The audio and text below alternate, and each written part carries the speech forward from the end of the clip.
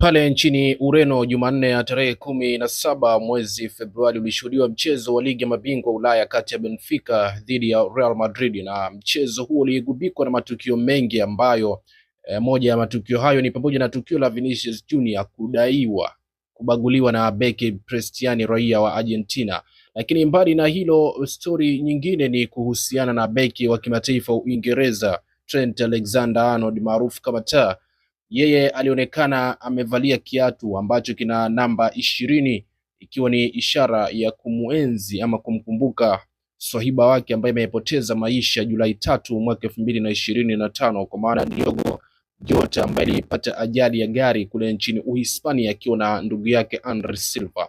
Kitendo hiki cha Trent Alexander-Arnold kuvalia kiatu chenye namba 20 kimeibua hisia za wadau mbalimbali wa mchezo wa kandanda, na wakiwa wamesifu kile ambacho amekifanya na kuonesha upendo kwa ndugu wa marehemu, lakini pia akimkumbuka kwa wema swahiba wake Diogo, wakifikia mafanikio mengi makubwa ikiwa ni pamoja na kutoa ubingwa wa ligi kuu ya soka nchini Uingereza. Usiache kusubscribe.